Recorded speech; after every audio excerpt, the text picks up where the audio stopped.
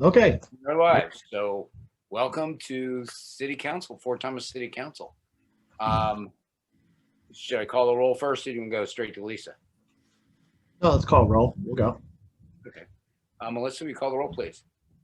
Mr. Pendry, Present. Mr. Bowman, Here. Miss Kelly, Here. Mr. Beazle, Here. Mr. Blau, Here. Miss Scrubs. Here. Okay. All right. Let's go ahead and just approve the minutes of the last meeting and then we'll go to Lisa. I'll entertain a motion if someone would like to do so. I will move to approve the minutes. Second. All right. A roll call vote, Melissa.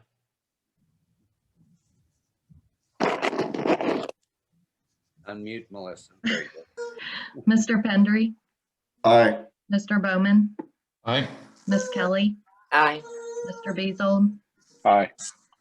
Mr. Blau, Aye. Miss Scrubs. Aye. Okay, at this point, it's time for visitors and communications. And at 6:15, we had a public hearing. And Lisa Cooper gave a background on that. She's with us on the Zoom meeting. So Lisa, if you would like to give us a little bit of information about that, that would be awesome. Absolutely. Thanks so much for giving me a few minutes on the agenda and for consideration of the resolution regarding the Community Development Block Grant Utility Assistance Program. As I said at the public hearing, this is probably the first and possibly the last ever community development block grant that the city of Fort Thomas would be eligible for, but we did want to bring this to you so there could potentially be some benefits for your residents. The governor announced in early January that these funds would be available to local governments in order to help residents with overdue utility bills within each jurisdiction. So each city and county within the state of Kentucky can apply for up to $200,000.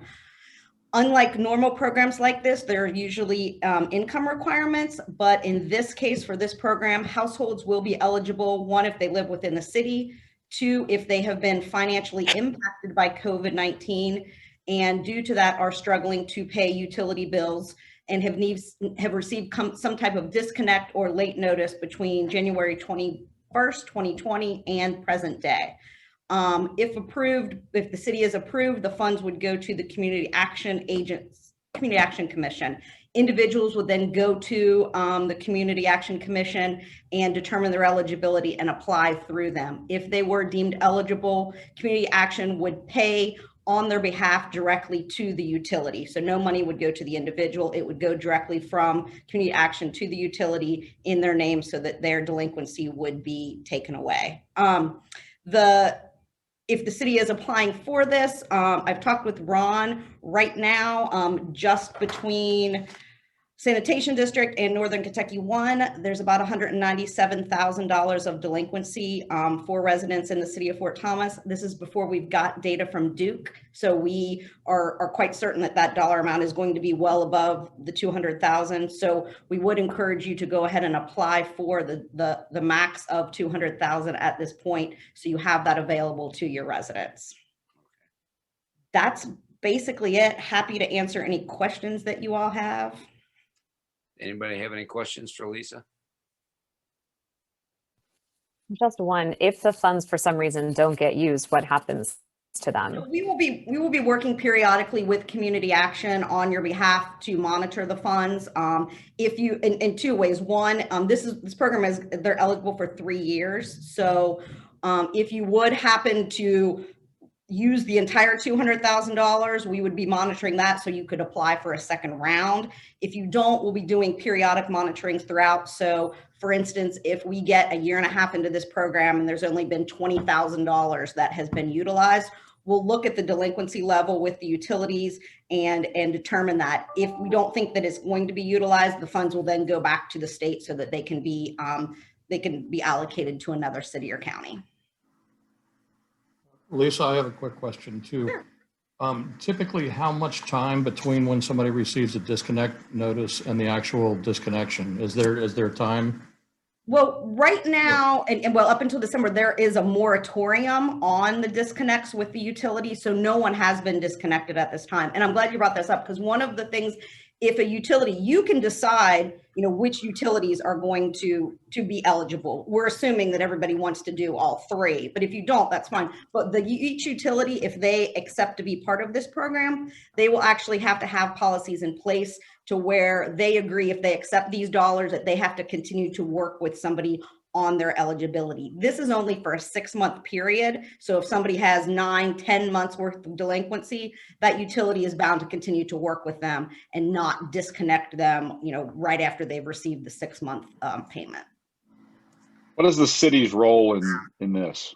You are the city is the applicant and basically the pass-through agent. The funds will come to you. You know, you will work with us on the application. They're going to be pretty standard across the board. We'll do all the monitorings on your behalf. CAC will actually be working with the individuals. So it's very minimal.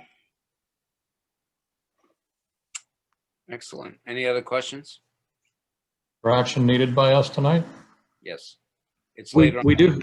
we do have a resolution on the agenda, and Mayor, if you want to go ahead and call that to order now, that would be fine while Lisa's on the line with us. I would just add that we have emphasized that it's important for the city and for the ad district and anybody else to make people aware of this program.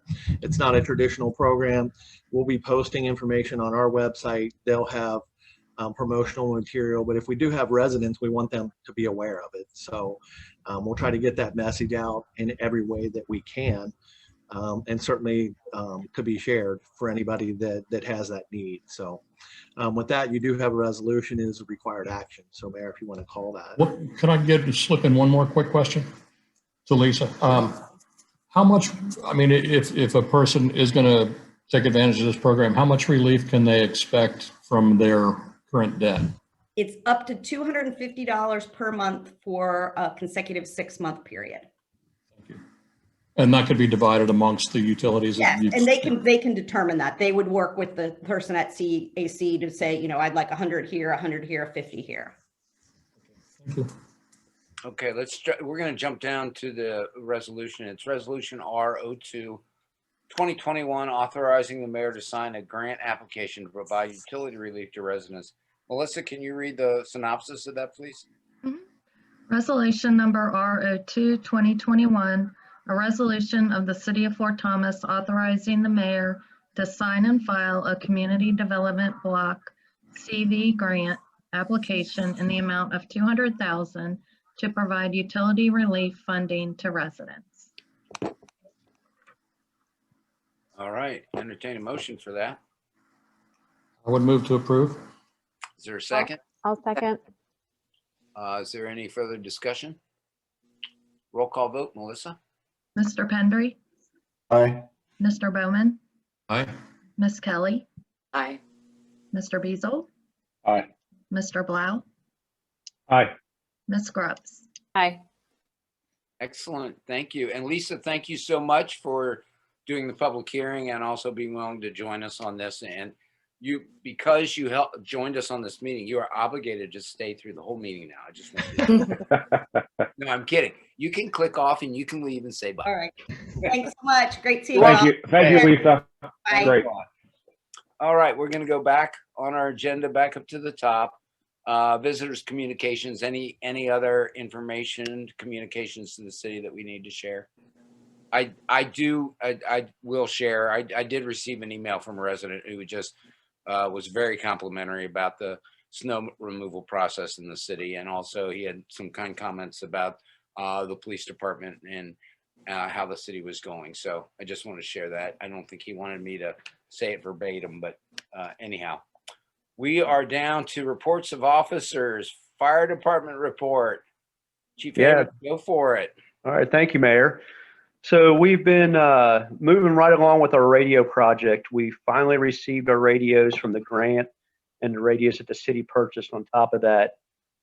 We received those about 2 weeks ago. We're still waiting on the general services radios to come in. They expect those to be within the next week or so. They've had multiple setbacks and delays with deliveries and installations. We were supposed to go live with the new radio system. Actually, today was the original date. It's now been moved back to March 2nd. So we got our fingers crossed. Hopefully we'll be able to go there. We just finished yesterday after a delay with the vaccine scheduling from last week because of the snow, but all of our people have gotten the second round of the vaccine with the exception of one, and he'll have to reschedule on his own just because of a conflict there. And then we're into the new hire process. We had Scott Shepard retire at the end of the month last month. So we've conducted our written test a couple weeks ago, just got those results back, and we're scheduling interviews. That's all I had to report. Excellent. Any questions for the chief? I'd like to comment the format of his monthly report is changed, but I like it. It's pretty easy to get through and glean information from, so. Good. Great. I'll entertain a motion. Move to receive, file. There a second? Roll call vote, please, Melissa. Mr. Pendry? Aye. Mr. Bowman? Aye. Ms. Kelly? Aye. Mr. Beazle? Aye. Mr. Blau? Aye. Ms. Grubbs? Aye. All right, down to police department report. Chief Kilgore. Thanks, Mayor. Police Department is also hiring. We put our posting out on Facebook and city webpage last week with a due date of March 10th. So if you know anyone looking to lateral over to the Fort Thomas Police Department, be happy to send them our way. Like Chief Amon said, COVID round 2 happened last week and this week. Some of the scheduled vaccinations were affected by the weather, mostly Tuesday of last week and somewhat yesterday, but they've all been rescheduled and made available to us. So big thank you to Northern Kentucky Health and Campbell County Office of Emergency Management for coordinating all that, providing the building and administrating all that for us. It's been very nice, also at no cost. And then last, I just want to echo what you said in the letter, Mayor. I thought General Services did a great job last week and this week. I'm kind of an early bird. I sometimes leave the house at 5:30 to go to the gym. And when the roads are all clear at 5:30, 6 o'clock in the morning, especially when you live on a tiny little dead end side street in Fort Thomas, it's pretty impressive that those folks are up all night with the trucks out plowing in the salt. And by the time morning rush hour hits, the roads look great. So I would echo those comments from our resident. I thought it was a great job by General Services. That's all I had from the PD, but I can answer any questions anyone has. Any I have a question for you, Casey or Chief. After you report in the packet, there's a picture of a street. And I don't know where that belongs. Hey, when I scrolled through, I saw that too. That's not mine. We stop at Fort Thomas Investigations. I think that picture might be part of the road plan or something. That's not mine. Gotcha. Thank you for clarifying. I'll take credit if you like what the picture is, though. It's a beautiful, beautiful tree with ivy all over it, getting ready to fall down. All right, any other questions? Receive file. Okay, so a second. I'll second. Roll call vote, please, Melissa. Mr. Pendry? Aye. Mr. Bowman? Aye. Ms. Kelly? Aye. Mr. Beazle? Aye. Mr. Blau? Aye. Ms. Grubbs? Aye. Okay, time for city administrator's report. Mr. Dale. Okay, I really just have a couple of items I wanted to touch on, and you've heard some conversation about personnel, and as you know, Jan Seidenfeld is completing her term with the city and retiring, and we're working on replacing her. The mayor has accepted applications from interested parties, so when we get through some interview process, it's anticipated that name would be brought forth to council at your next meeting in March. So we have a few more folks to talk to in that position. Jan has agreed to kind of pinch hit or fill in. She was hoping for March 1st, but she's not here, but she did agree to this. So it's official, but she's going to stay on until we make our appointment in our March meeting. So we're covered there. And Debbie Buckley, we are also working on replacing. And Debbie has suspended her retirement date until the end of March. Again, just giving us opportunity to fill that position. So we're looking at all the different possibilities there. We'll be hopefully bringing a name as well for that position. So with that, I do have a little bit of fun with the city building. It is under construction. And Joe, are you going to pull up? They are in demo phase right now. And these are not glorious pictures, but I thought it would be fun for our council to be updated in our monthly meetings. And we're hoping to put a little bit of a timeline and put it on our website so people can get on and kind of see progress. We have bi-weekly meetings with all the folks on site. In fact, we met with them this morning. So the pictures that you'll see look like a hurricane went through, because it is demo, but it does start to show that there's work there and it's different. As far as the progress, they are on schedule with demo. We are working through issues with, in fact, you have an agenda item with relocating the tower utilities in the back of the building. Once the weather breaks and they get to work back there, we'll keep the thing on schedule. But Joe, if you want to screen share, we have a couple of photos that are kind of fun to see if you haven't been in the city building recently. So this view would be from basically the lobby looking back toward the General Services Department. So all the way in the back is where the General Services Department was. And in front of you is the lobby. It's a similar view there. And that is in the lobby facing actually toward the office where Melissa and myself were located. Ron, is that the door to your office? Actually, I take that back. That's actually in the finance office. That door would be the door. Joe, help me out. Is that the door to the fire department? Back staircase. Straight ahead. That actually was the door to that was the door to your office, the one there on the left, and it looks like that hallway would have been back to the fire department. It looks like you're standing in what was my office. Oh, gotcha. Wow. There you go. That's amazing. Let's see. So the second floor, this is in the front lobby looking back into the finance office. You can see the very back is where the copy room was. Yep. Oh, yeah. Joe, do you have any of the second floor up there? Yeah. The lobby. That's the front wall in the lobby right back there. Yeah. Wow. Here's the second. This is where you would have been sitting this evening. So that is the council chambers. Is there any salvage attempt at all on any of that stuff? There is, and that's a good question. Actually, in talking with the contractor, they're salvaging, they recycle all the metal materials in there, and they're working with, and Joe, help me out, I don't recall the group, but they work with a nonprofit, and they reclaimed a lot of the materials out of there, like ceiling tile and so forth, that they've been able to take out, that they use in the Habitat for Humanity, I think it was. Yeah, the site manager said it was similar to a Habitat for Humanity. It basically goes to charity. Yeah. So they're salvaging what they can. Wow. So that's, again, in the council chambers looking out into the front lobby. And those metal columns, those wood columns that were in the council chambers are the metal, substantial metal columns right there that we had to have the structural engineer check them, because those are like channels welded and bolted to the floor and the ceiling, but they're not structural. They were simply inside those columns that were in the council chambers. So wow. Yeah, there's one. That is the column, and it's not supporting anything. So a little over construction there. That's the back of the council. That's behind the council seating area, looking back into the council chambers. Wow. So it looks a mess, but the mess starts it, and then it goes from there. So it changes pretty quickly. No real setbacks in there for the contractors. They're working with the abatement contractor, and they're working through those items, but no real surprises. The biggest thing was that steel structure that we had to pause on, but other than that, pretty good.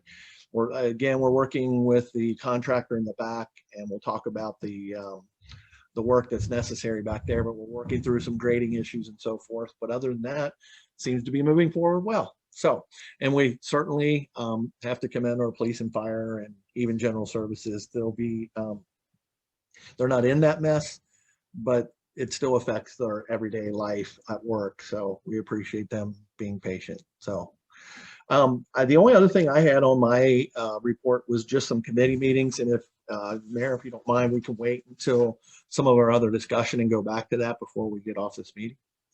Okay. Unless anybody had any questions, that's all I had. All right. No old business, I don't believe. New business. Bids for the sidewalks. Okay.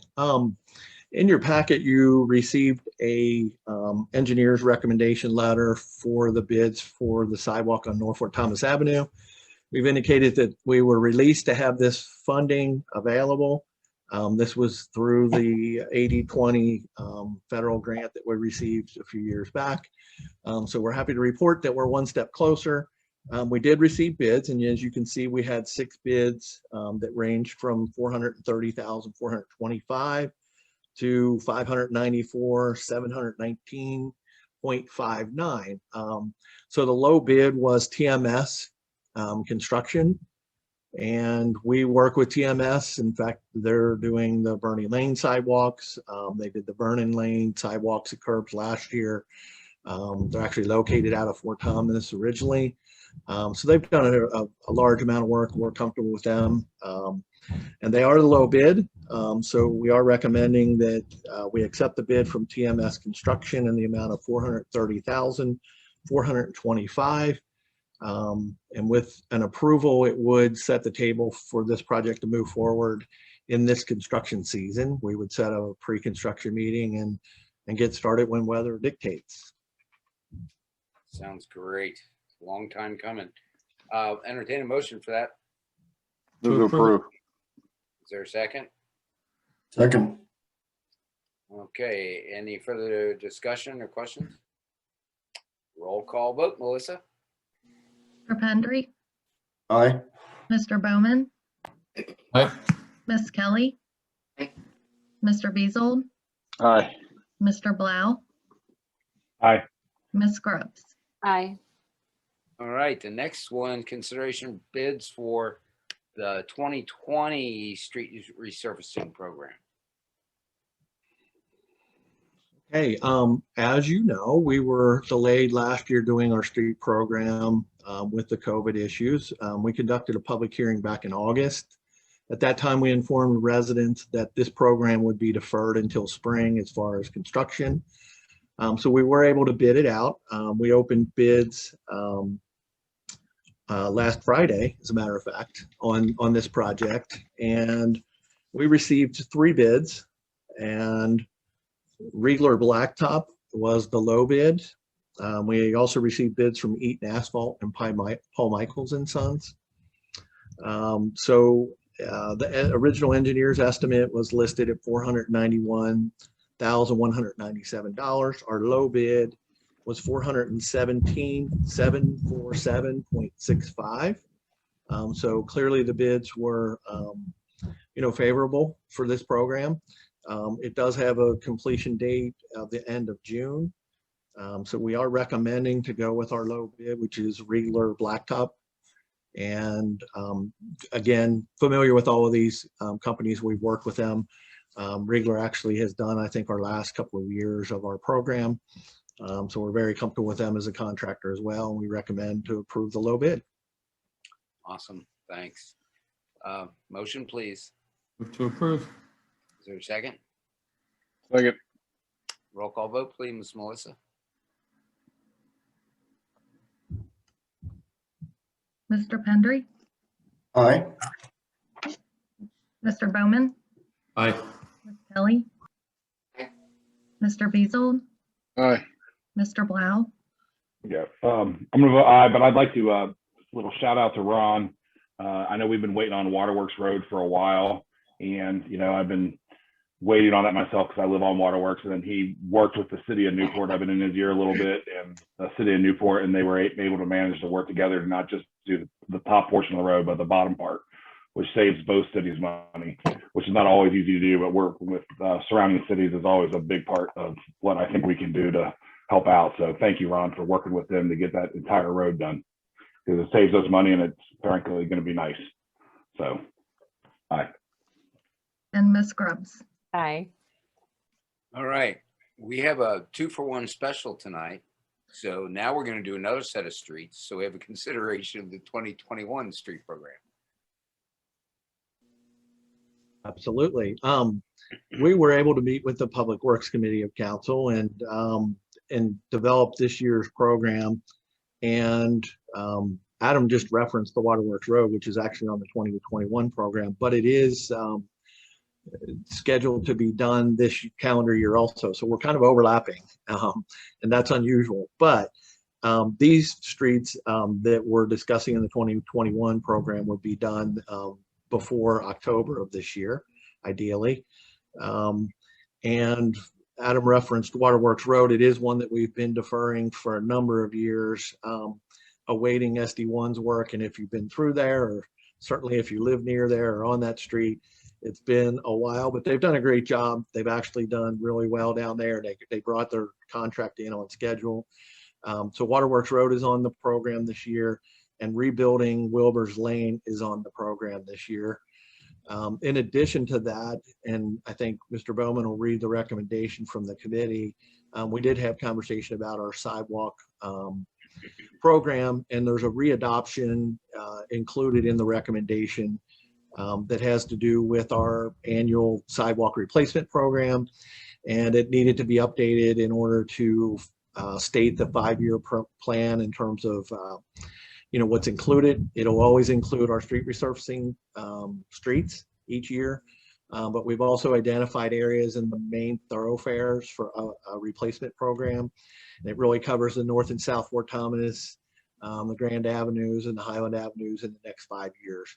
The good news is there's not a lot of sidewalk work there, which shows that our program is working. But it does help us kind of stay ahead of the curve in terms of the streets and sidewalks that are most used. So it identifies those by amount and number. So the part of the recommendation would be to approve readopt the sidewalk program with no changes to the criteria, but just stating the intended work within that 5-year period. And with that, I think Mr. Bowman has a recommendation. Ken, do you have that available to you? I can read this whole thing into the record if you like. Absolutely. Okay. We, the undersigned members of the Public Works Committee of Council, hereby report that we have met with city staff on Wednesday, February 10th, 2021, to review and develop the city's 2021 capital improvement program. While there were many streets considered for improvement, limited available resources restricted the number of streets that could be included in each year's recommended program. The recommended 2021 street improvement program includes the following streets: Waterworks Road and Wilbur's Lane. The streets in this program would be subject to a special assessment to abutting property owners on a 60% city and 40% property owner cost-sharing basis for Waterworks Road because it is classified a collector street. The assessments for Wilbur's Lane reconstruction is calculated on the equivalent cost for curb replacement and asphalt overlay cost estimate only. Review from a special assessment to abutting property owners is estimated to generate approximately $85,200. The capital program includes implementation of the city's adopted sidewalk program with the replacement of deteriorated sidewalks and driveway aprons along portions of the recommended streets and other selected streets within the program at an estimated cost of $6,300. Additionally, the committee reviewed and offers for readoption the city's sidewalk improvement plan with a proposed 5-year replacement program incorporated. The capital program budget also provides an allocation of $30,000 for participation in the sanitation district #1 cost share programs. These programs allow the city to address flooding issues on public right-of-way under a 50-50 program, and the public-private issues on a 1/3 cost share program. The capital program also includes funds estimated at $75,787 for constructing raised medians, centerline, and edge striping on Chesapeake Avenue. These improvements are partially reimbursed through a grant offer of $23,000 from the DeVue Good Foundation and their Vision Zero program.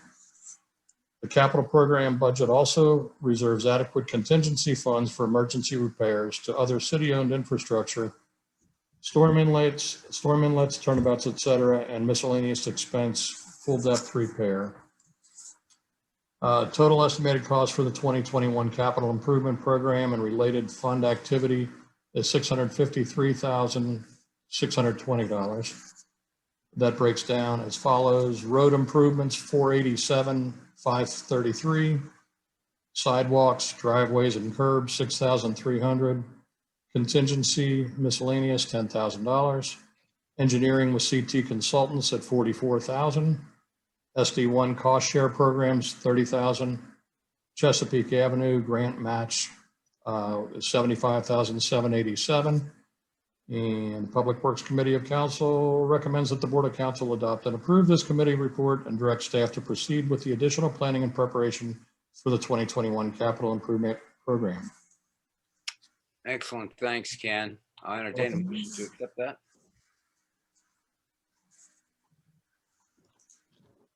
Move to approve. Okay, is there a second? Second. Any further discussion? I just had a question about the Vision Zero program. Did we get any information about the resolution and or the due date for the project being completed?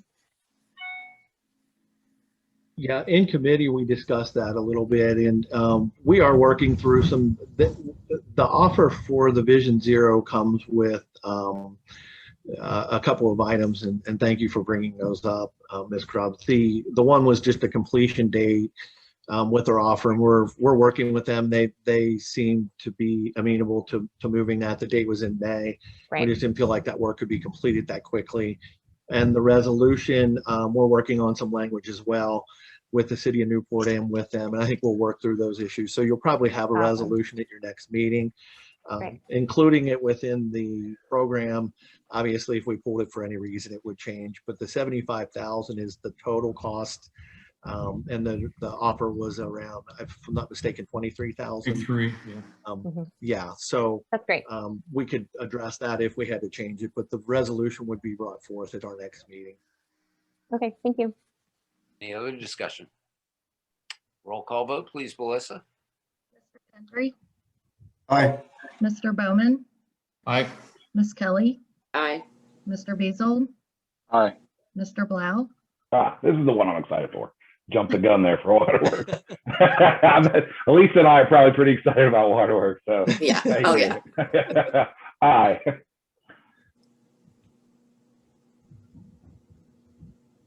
Did you say me? Sorry. Aye. Oh, I did. Sorry. Okay, sorry, I didn't hear you. Yeah, I didn't hear it either. I was like, okay, this pause. All right.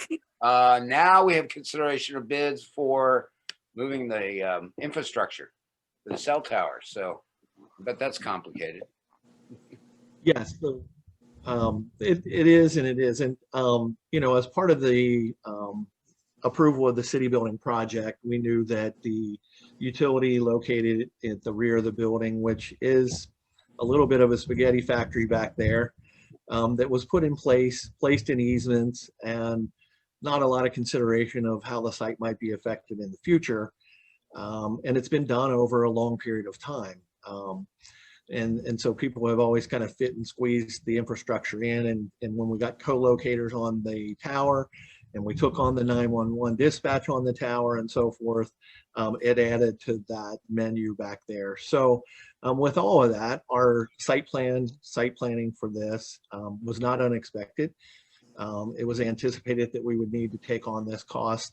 That is essentially moving all the utility that's outside the building into a new easement area that will be within the drive aisle on the site plan. And it'll allow a reconnection of all those utilities back to the tower, to the city building. There's a Duke transformer that has to be moved and updated. And all those items will be placed into the same easement area.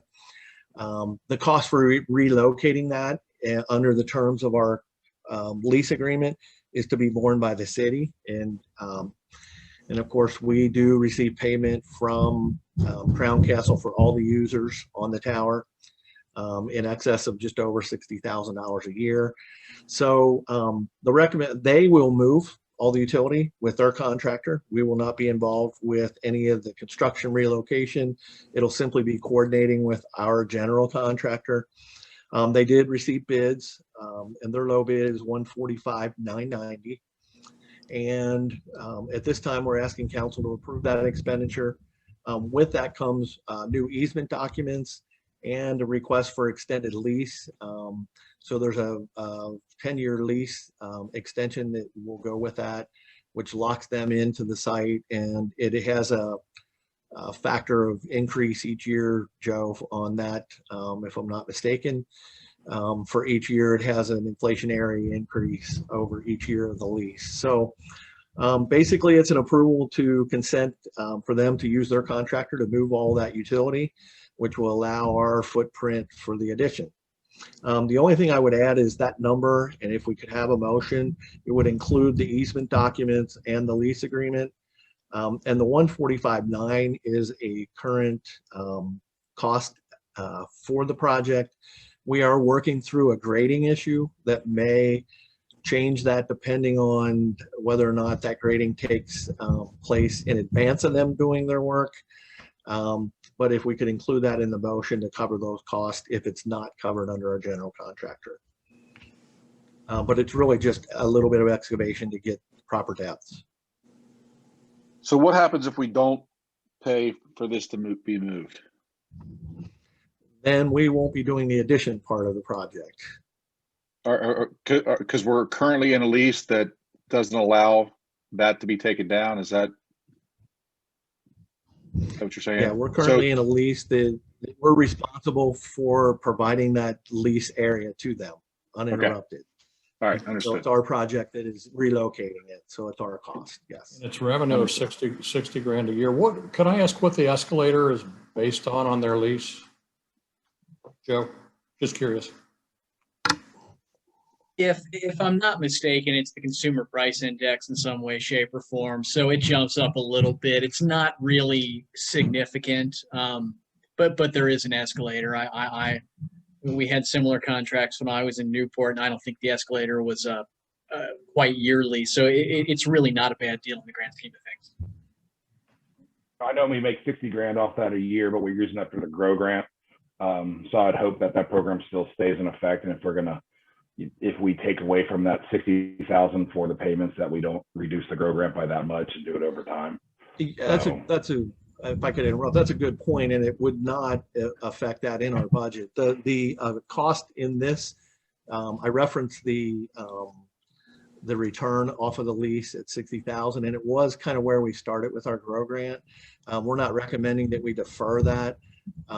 Actually, this cost is a direct cost to the project, and it's included in the amount that we bonded for the project. So it's within the budget of the bond issue that we had for the project. There will be another cost, and it's really the only other add-on that we're aware of, and that'll be to relocate the communication, and it will not be at this level. But there is also going to be a cost for us to relocate the 911 system, which is it'll be done at the same time and coordinated, but it'll be a lot less cost than this. Casey's parking spot going to be underneath the tower. Within our budget. Casey, is your spot going to be under the tower? I'm sorry? The birds love it. Yeah. That's where I'm happy to park anywhere. Your and Ron's spot gets moved under the tower. That's right. How much time is left on their current lease? I'm just curious. If we're getting a 10-year lease extension, how much time is left on their current lease?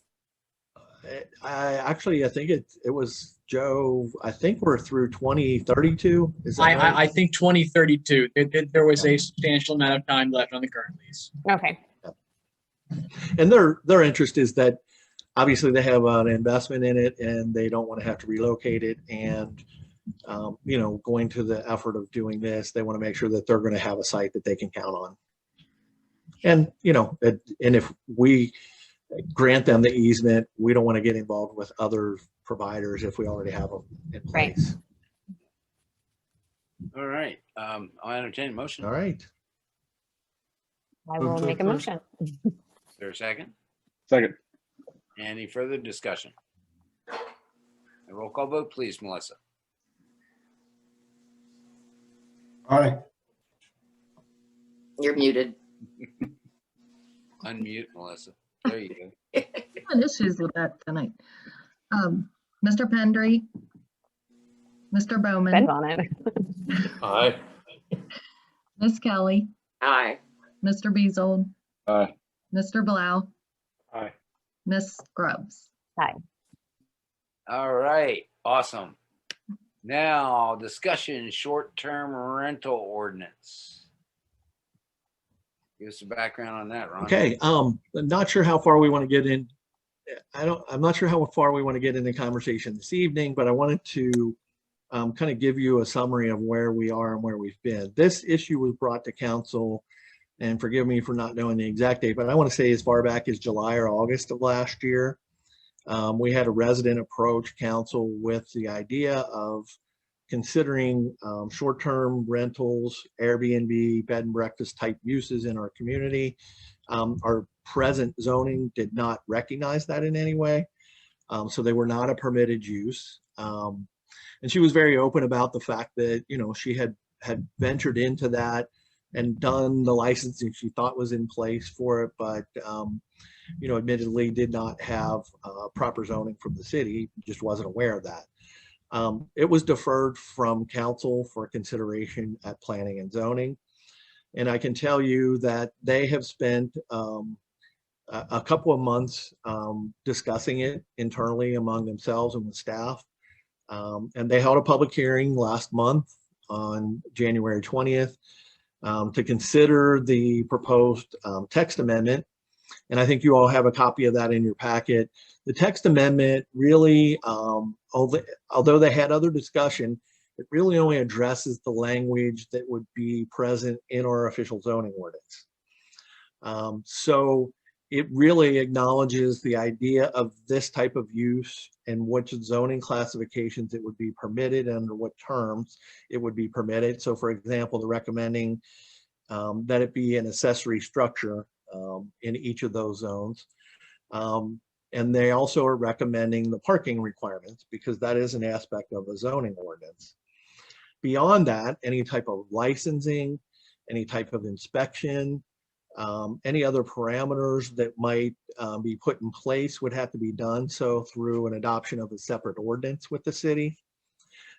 We had done considerable research with other communities. We have that information to share. And so really what we did is we held the recommendation for council at this moment with the idea that an additional ordinance, if you want to proceed, you now have the recommendation from the Planning Commission. You could take it as an item for consideration with this council to discuss the other aspects of what might be in place in an ordinance form. And that could be done through, and what we would recommend is that you would do that in committee, either in committee of whole or law labor license committee, for example, and have some discussion. It's an important topic. It's a little non-traditional in that it's kind of bouncing back and forth between city council and the planning commission, but it's the nature of what it is because it was not acknowledged in the zoning ordinance. By doing a separate ordinance, you would have an opportunity to address any other issues that might be present with considering this type of use in our community. And then, of course, you could move forward with the recommendation if it coincides with what you decide overall with the recommendation from the Planning Commission and how it would be incorporated into the zoning ordinance. So that's kind of an overall summary. That's kind of where I think we are. Staff's prepared to have those conversations and share that information with the full council. If you want to refer it to committee, however you would like to proceed. I would state that, you know, the recommendation from Planning Commission, you would have to act on probably by your April meeting. So I would suggest that we do some other consideration for a month and a half so that we stay on course and they can run concurrent if you get to that point. Yeah, So I personally if would anybody like has to any see- questions, I'll try to answer those. If you want to open discussion, I have a quick question. however Why you would is, like to proceed, that would work. there's an April, I mean, I'm not sure why this has to be approved by April. I appreciate that labor law license should meet and give this further scrutiny. I'm glad that's happening. But the April deadline for the recommendation from planning, why is that? Well, it's a text amendment. So a text amendment is referenced as a recommendation to city council. And city council is just required to act on it within 90 days from the date of their Oh, hearing. or I their didn't final realize there was a action. 90-day So, turnaround on it. Okay. yeah, Ron, because in this case, it's kind of an internal thing. Yeah. Can you hear me? Yeah, I do now. Yeah. Okay. You know, okay, it's kind of an internal topic. And when by that I mean it's it's between council and the planning commission, although the public is certainly interested and can have input. But if you had an outside applicant, Mr. Bowman, to your question, they have a right for the action to take place within a certain time period. That's why there's a statutory requirement to act on it. I do like the idea, Ron. I appreciate your description of separating out the difference between the zoning and the potential ordinance and keeping it clean and simple in the zoning side of it to allow us to have more flexibility with the ordinance that wouldn't require such a lengthy process to change in zoning. So I agree. I think it should be deferred to committee so we can discuss some of the details of it in more depth. And I'd say take it to law, labor, and license, and then anybody on council obviously is welcome to attend that meeting either via Zoom or in person if we're able to do so. If I agree, I spoke with Brian, the city administrator from Edgewood today, and I think we should, speaking with him for a little bit today, I think it would behoove us if we would gather information from surrounding cities that have adopted these things, because this is obviously the first go at it, but there are some concerns of houses that hold 14 people and people going in them. I definitely think there could be a use for it in town if it's properly vetted, for sure. But I would like to see if the administration, our city administration, can reach out to Newport, Edgewood, Fort Mitchell, Fort Wright, anybody that's adopted these programs, Kenton County, to see what the flaws are, so we can hopefully vet them to make them work for us. So because we obviously have something to look at where they didn't. So let's use their groundwork to get that done. And I'd love to go to law, labor, license and see that vetted. It was great. Good point. You have that information. We need a motion to refer to law and labor license. I would make it. Sure, go ahead. Is there that you did it? Is there a second? I'll second. Second. Roll call vote, please.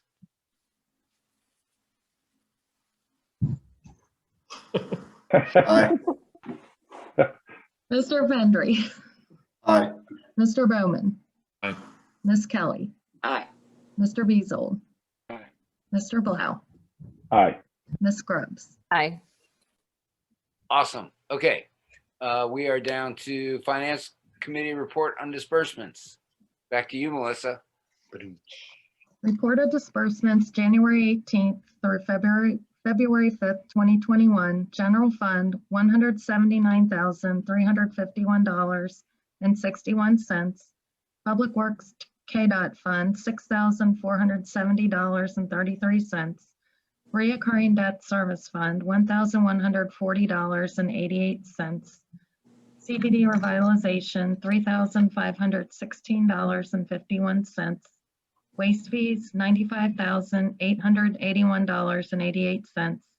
Police and Fire Pension Fund, $1,519.07. Total, $287,990.28.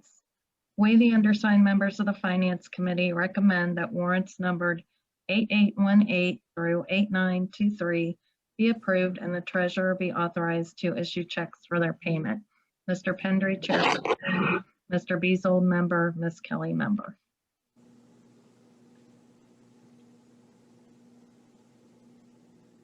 Motion. I'll move approve. I was waiting for you, Ken. Thank you. Is there a second? Second. Awesome. All right, roll call, please, Melissa. Mr. Pendry, Aye. Mr. Bowman, Aye. Ms. Kelly, Aye. Mr. Beazle, Aye. Mr. Blau, Aye. Ms. Scruggs. Aye. Okay, we already did the resolution, so we don't have to do that. We have one municipal order. We don't have to mess with it. Oh, maybe we should. Municipal order M02, reappointing Casey Kilgore as the position of Chief of Police. We want to proceed with, I guess we should. Okay, go ahead. Municipal Order M02 2021, a municipal order reappointing Casey Kilgore as police chief for the city of Fort Thomas, Campbell County, Kentucky, and fixing his compensation for fiscal year 2021, 2022. Motion, please. Is Move to approve. there a second? Second. Okay, roll call vote, please. Mr. Pendry, Aye. Mr. Bowman, Aye. Ms. Kelly, Aye. Mr. Beazold, Aye. Mr. Blau, Aye. Ms. Scruggs. Aye. Okay, I believe that's the end of our agenda. Ron, anything else we need to deal with tonight? We do actually. Oh, that's right. I referenced, Dates. you're Yeah. fine. But I think we've gotten to that point on our agenda where it would work. Our committee meetings, we have, and for the new members, we may not have audibleized this at a meeting previous, but we used to have meetings on the first and third Mondays, and we kind of went away from that. We feel like we can conduct our business on a month-to-month basis, but we've always kind of held that first Monday as potential meeting times where we could convene committees if we had committee work. And guess what? We have committee work coming up. So if it's okay with the respective members, we've talked about law labor license. Last month, you heard a presentation on implementation. One of the some of the decision making on moving forward with implementation has to do with the Recreation Committee. So we'd like to convene those two committees and perhaps do those both on Monday, March the 1st coming up. And obviously the law labor license would deal with the long-term or short-term rentals. And we do have some personnel manual update information that would be considered by law labor license as well. And then the Recreation Committee, we've done this before where we do them back to back on the same evening. So with that, perhaps we can pick a time frame and which one we want to do first versus the other. And maybe start there. The other thing I'll just, and that's really the only decision making, we do have a Public Works Committee set for, and the members are aware of this, our public hearing for our 2021 program would be Tuesday, March 23rd at 7 p.m. And we will have a need for our Public Safety Committee to meet when we get further along with the police hiring process.